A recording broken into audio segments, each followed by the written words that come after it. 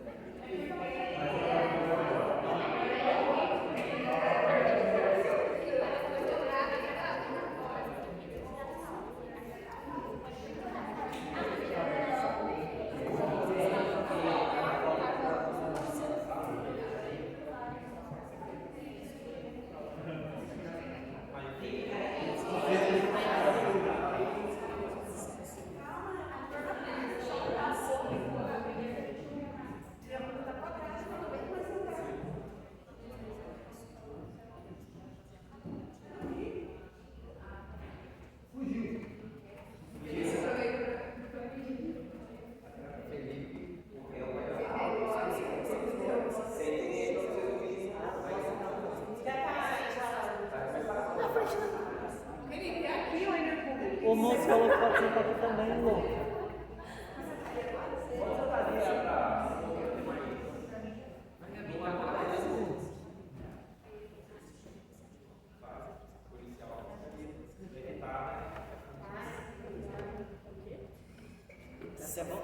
Após o recesso, prosseguimos com os debates orais. A palavra, a promotoria.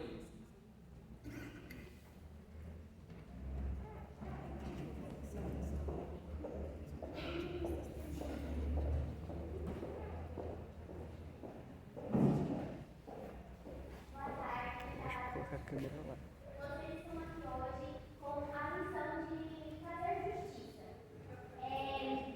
de realizar uma tarefa muito importante para que não haja mais riscos de vida a nenhuma das pessoas por imprudências ou casualidades.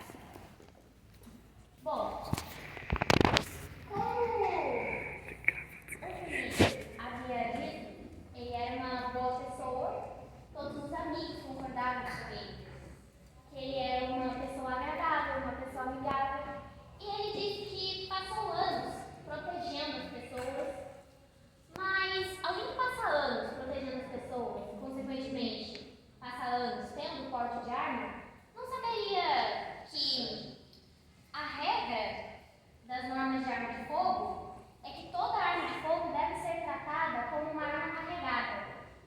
Então, alguém que tem arma há anos, como poderia simplesmente falar, vamos brincar com um jogo que pode matar alguém e deixar a arma com as balas do lado e simplesmente sair, sem deixar a arma sem supervisão nenhuma?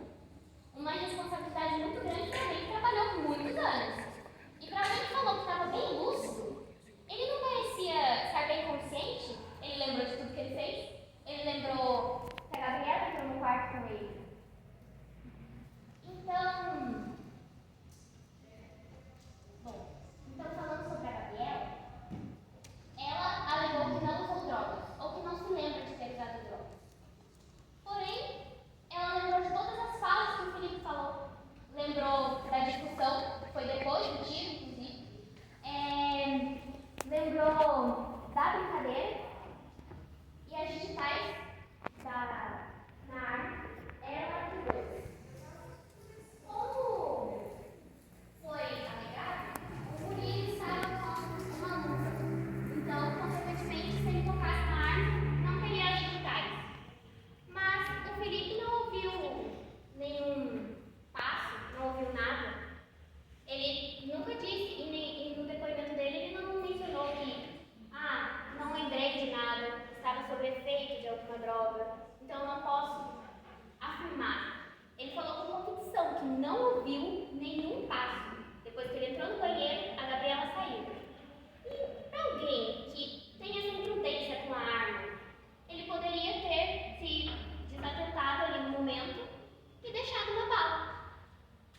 Ele pode ter verificado de uma maneira mediana, não contou e simplesmente deixou as balas ali à mercê de qualquer pessoa. Ele costumava dar essas festas.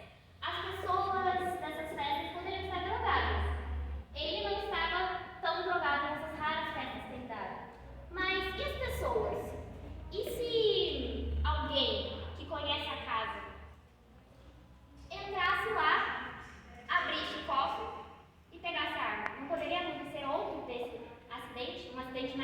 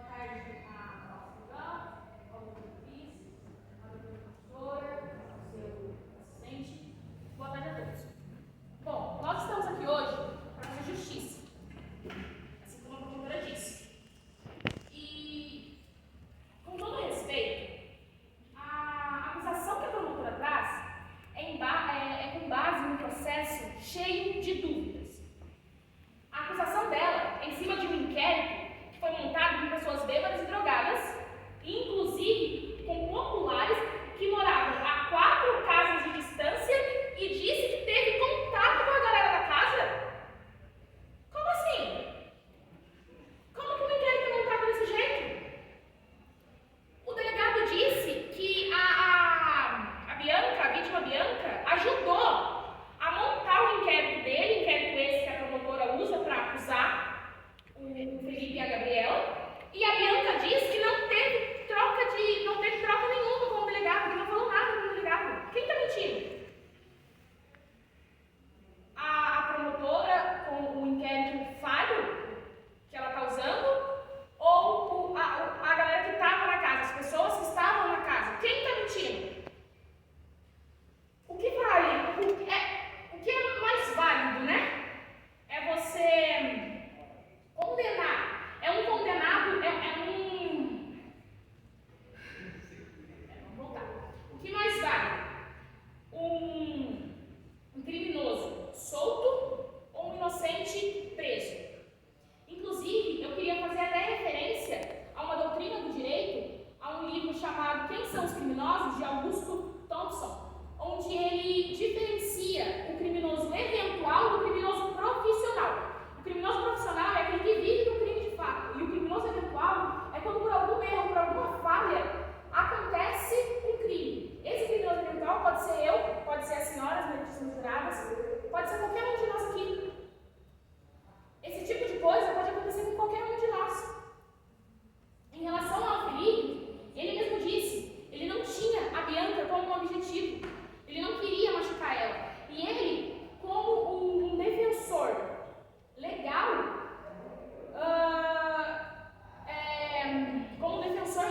ele conferiu a arma para ver se não tinha nenhuma munição. Mas aí, assim como o promotor usou bastante a palavra, quem garante? Quem é que garante a vocês que não foi o próprio Murilo que colocou a munição na arma? Fica dúvida na cabeça. Quero aqui deixar meus cumprimentos a todos. E só complementando o que a minha colega quer dizer, que essa história está um pouco mal contada, que há dúvidas nessa história, a gente pode encontrar isso até mesmo na fala do nosso querido delegado Vicente. Ele disse que teve muitas pessoas que falaram com ele, mas depois que a gente perguntou o que a Bianca disse, ele falou que não se recorda. Isso foi ele mesmo que falou a vocês, como vocês puderam ouvir. Então, como a gente pode ter base, realmente, o que é verdade? Em relação aos nossos clientes, olha, eles são pessoas que não têm antecedentes. São pessoas que trabalham e que precisam do emprego dela, que sustentam uma casa e que, como qualquer um, estava curtindo o carnaval. Era uma segunda de carnaval, estavam todos no bloco, estavam todos felizes, estavam todos bebendo. Era uma pessoa como qualquer outra. Agora, o que de fato que eu trago para vocês, em que nós podemos acreditar? Vale a pena colocar o inocente preso? Vale a pena colocar o inocente atrás das grades? Nesse caso, a gente não tem nem o dolo e nem a culpa nesse processo. A gente não tem, em relação ao Felipe, a gente não tem o dolo porque ele não machucou ninguém. E a gente não tem a culpa porque ele também não tinha a intenção de machucar ninguém. Portanto, se não há dolo e não há culpa, não há crime. E isso não sou eu que estou falando, quem traz é o próprio processo penal. O que eu peço a vocês, jurados, é que reflitam, é que pensem em tudo isso que está acontecendo. Se vale a pena mesmo, como a minha colega já disse, condenar um inocente. Se vale a pena tudo isso, você condenar uma pessoa em que ela houve sim negligência do Felipe em relação a colocar, né, a arma para essa brincadeira de mau gosto, houve sim negligência do Felipe, mas é como a doutora promotora garante, diz, quem garante que esse projeto de um tiro, né, que a bala que saiu da arma, quem garante que não foi outra pessoa que colocou lá, que tinha já a intenção de matar alguém? É bem estranha essa questão do Murilo ter ido para a festa de luva, mexeu na arma de luva. A doutora disse que o Felipe não escutou o barulho do Murilo saindo do banheiro. Mas é estranho, porque se o Murilo foi para a festa com má intenção e foi usando luva, vocês acham mesmo que ele iria deixar evidente a presença dele com o barulho de sapato? Se ele estava usando luva já para não deixar marcas na arma, ele não ia deixar a evidência do barulho de sapato pela casa. Então, assim, é um processo, com todo respeito, horrível, é um inquérito, é o pior que eu já vi em toda a minha vida, em todos os meus anos de carreira, é o pior que eu já vi em toda a minha vida, é esse inquérito que foi montado, infelizmente, e a promotora tem a coragem de elaborar uma condenação com esse inquérito. Então, em relação...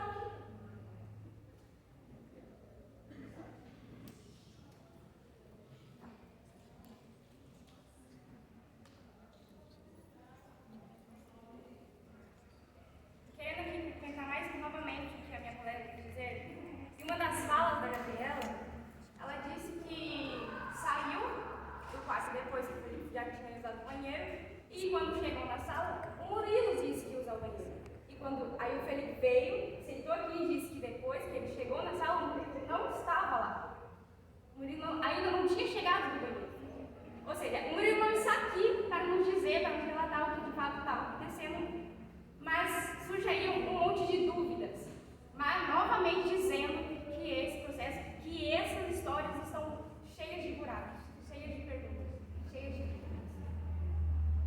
Em relação a isso, então, nós pedimos que, em relação ao Felipe,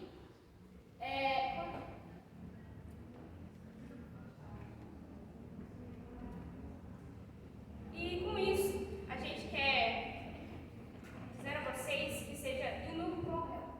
Porque, em caso de dúvidas, se há tantas dúvidas, não vale a pena, gente, colocar um inocente.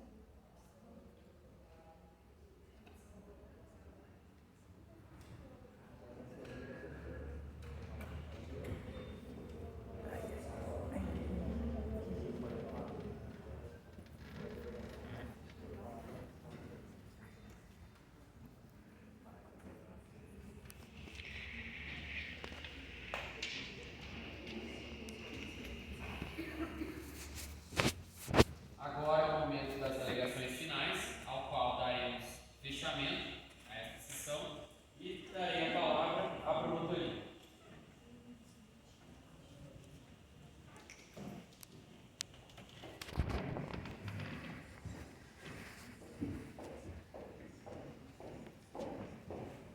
Boa tarde, senhores jurados, novamente.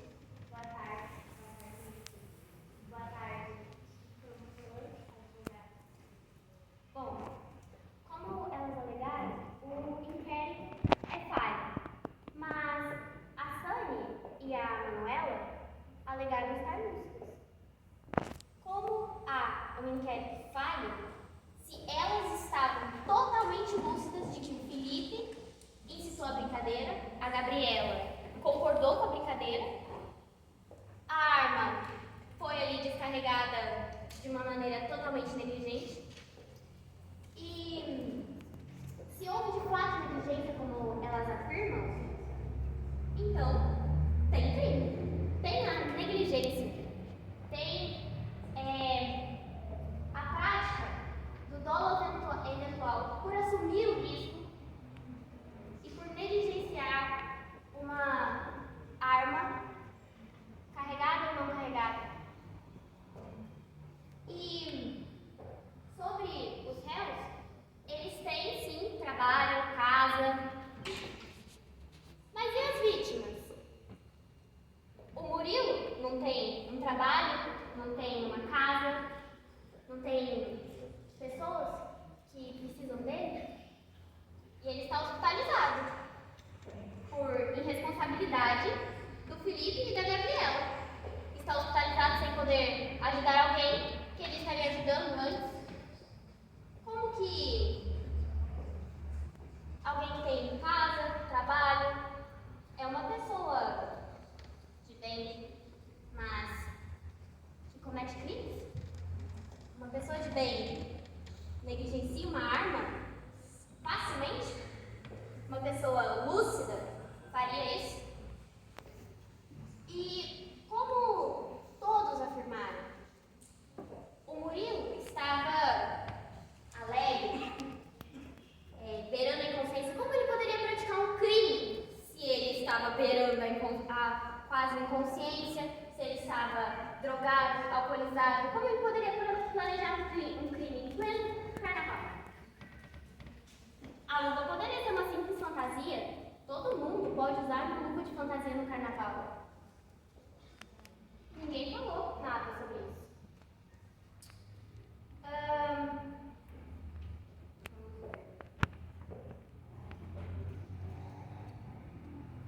O inquérito traz dúvidas de fato. Mas e as dúvidas que incriminam o réu? Essas dúvidas não são pertinentes? Como, por exemplo, houve a dúvida se a arma estava carregada ou não carregada. Com dúvidas a gente pode absolver o réu, de fato. Mas e se a contestação deles, a alegação deles, estiver totalmente inconsistente como está?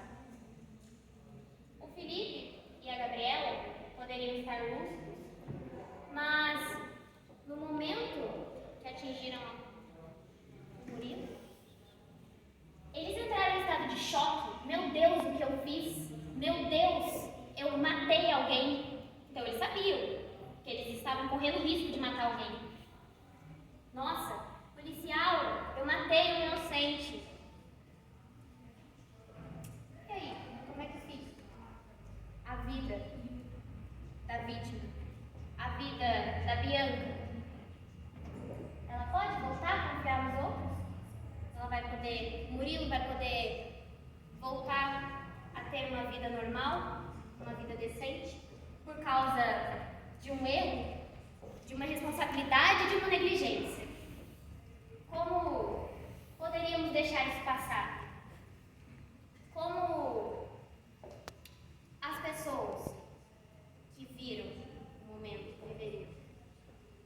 O delegado e o investigador perguntaram para Bianca e ela alegou não se lembrar de ter falado com eles.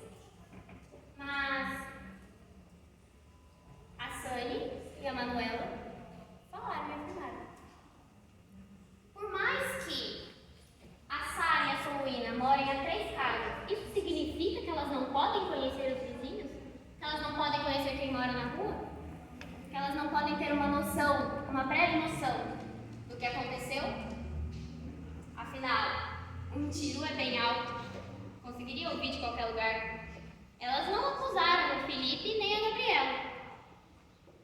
Mas elas estavam lúcidas e afirmaram que houve um tiro. Houve o tiro. Houve as digitais dos réus. Houve crime. Gabriela praticou uma tentativa de homicídio.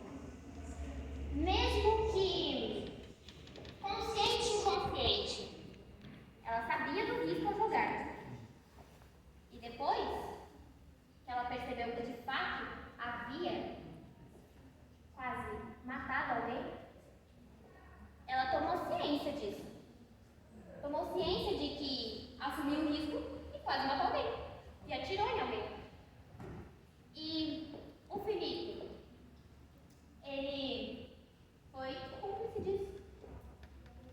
Como assim ele brinca com uma arma?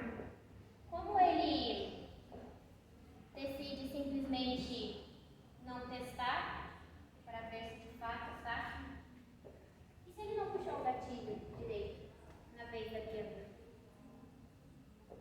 E daí seria uma outra vítima, mas ainda haveria uma vítima. Então ele é um cúmplice e desculpa a palavra, um criminoso por negligenciar uma ação dessa e agir com tamanha irresponsabilidade numa casa onde tinham muitas pessoas drogadas que qualquer um poderia pegar a arma e atirar em alguém. Então, eu peço a vossos jurados que pensem como a família do Murilo está com ele hospitalizado ainda, depois de muito tempo do crime. Como está a família da Bianca ou a família de todas as pessoas que estavam na festa, que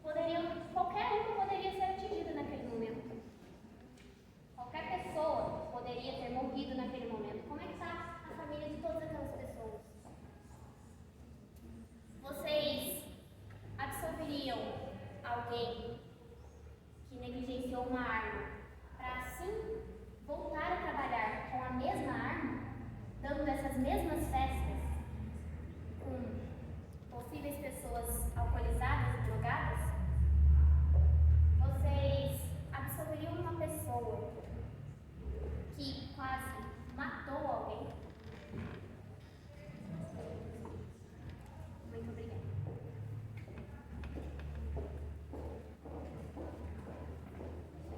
As alegações finais, a defesa.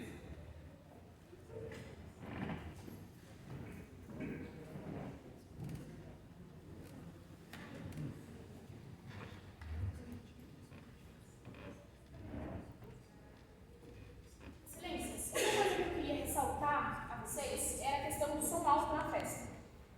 As testemunhas dizem que depois das 10 horas o som foi controlado. E o que eu pergunto para vocês é: se o Felipe tivesse a intenção de machucar alguém, tivesse a intenção de atirar em alguém, um tiro faz barulho. Tem nexo ele ter controlado o som? Ou seria mais confortável para ele deixar o som alto para que desse uma abafada mínima que fosse no barulho do tiro? Tem essa questão do som alto. Ali na festa todos eram amigos. Tanto o Felipe disse que ele achou a Bianca muito simpática, isso poderia ocorrer até uma amizade no futuro. A Gabriela disse que considera o Murilo como se fosse um irmão mesmo. Então eles eram muito amigos. Nesse caso, então, não havia a intenção de matar, nem da parte do Felipe, muito menos da parte da Gabriela. O Felipe, ele agiu da forma que nós esperávamos, em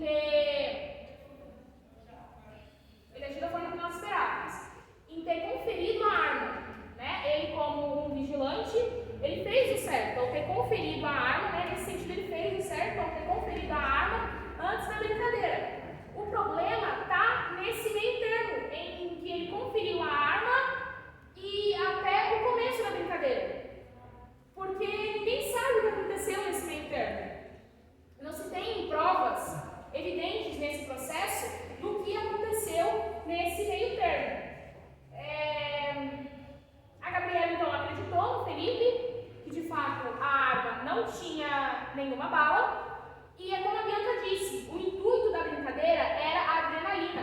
A vítima disse isso, que o intuito da brincadeira era a adrenalina. Eles estavam a fim de brincar mesmo, de adrenalina mesmo.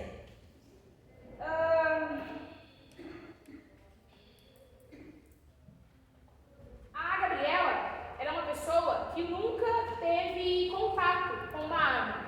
Então ela nunca praticou aula de tiro, nem nada.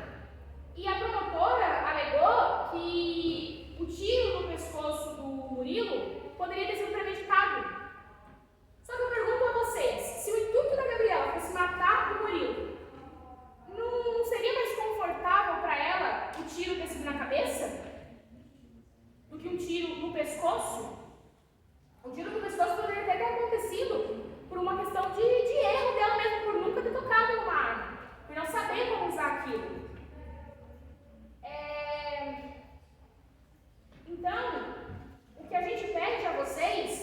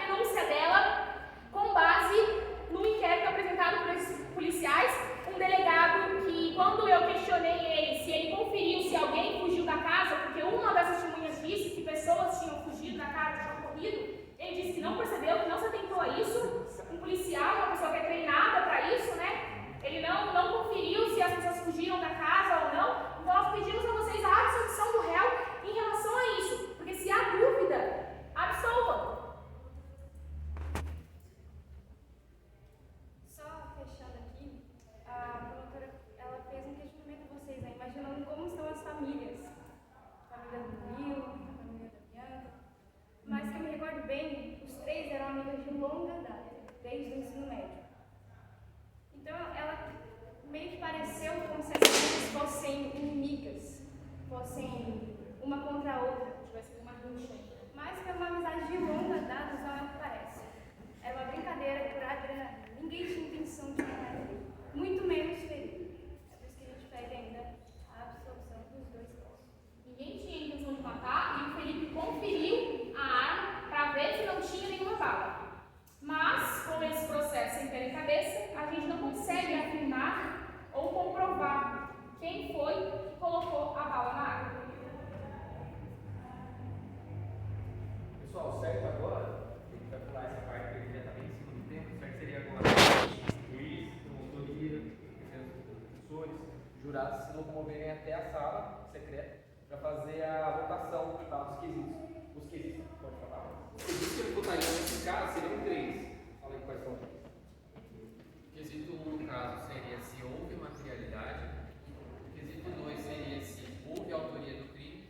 E o quesito 3 ele seria se houve intenção de matar. Mas depois que eles foram para lá e fizeram a votação, de pé para a leitura da sentença. Farei agora a leitura da sentença. Felipe Evangelista, qualificado nos autos, foi pronunciado pela prática do delito previsto no artigo 121, caput do Código Penal, na forma do artigo 14, inciso 2 do Código Penal, tentativa de homicídio. Submetido o réu a julgamento egrégio, tribunal do júri, em resposta aos primeiros e segundos quesitos. O Conselho de Sentença negou a materialidade do fato e sua autoria, maioria dos votos. Quanto ao terceiro quesito, o Conselho não reconheceu a intenção de matar, ânimos necrete, por maioria de votos. Os jurados absolveram o réu.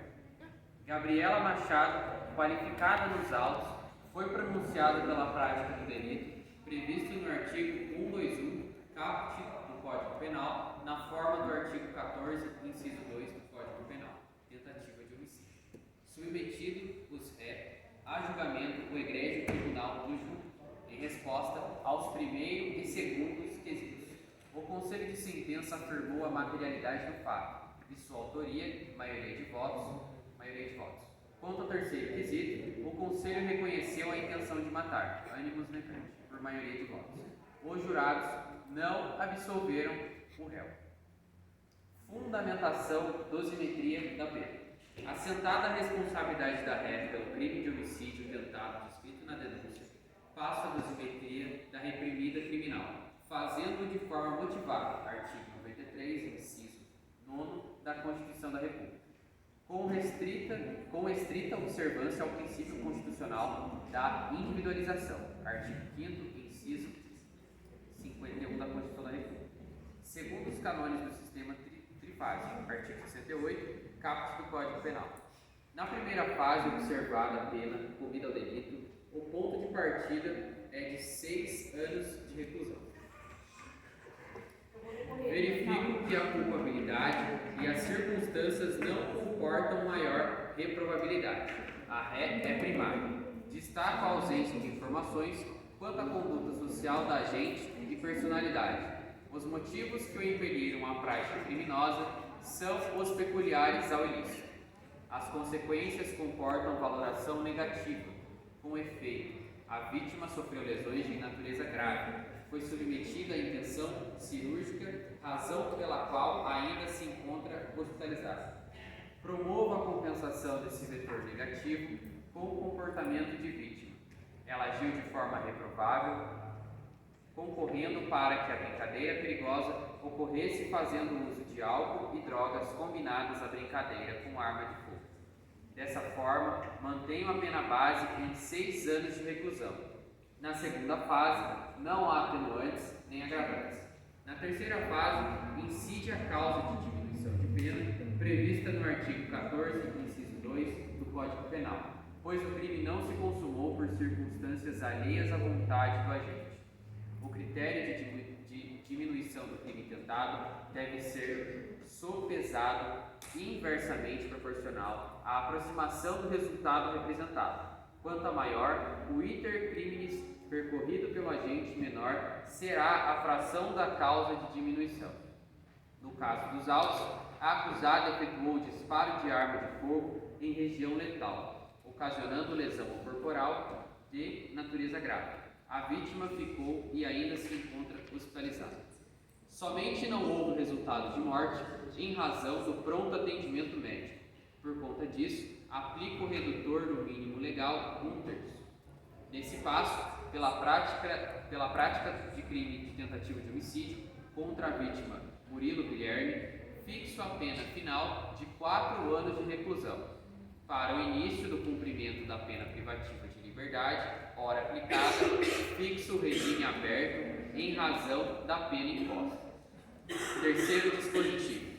Ante o exposto, julgo parcialmente procedente a pretensão punitiva para absolver o réu Felipe Evangelista e condenar a ré Gabriela Machado pela prática do crime previsto no artigo 121, caput do Código Penal, na forma do artigo 14, inciso 2 do Código Penal, ao cumprimento de pena privativa de liberdade, 4 anos de reclusão, em regime inicial aberto.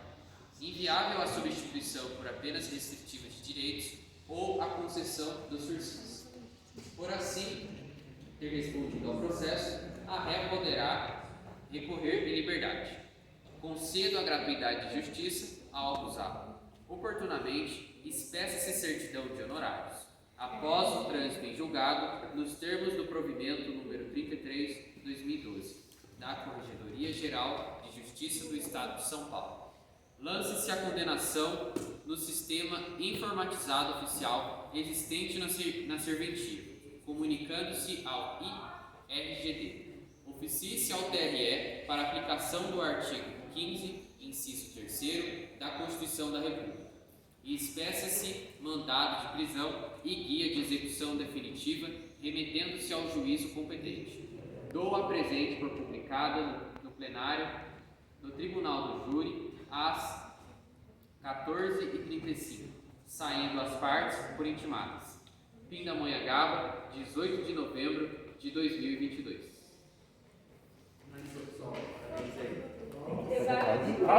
Palmas!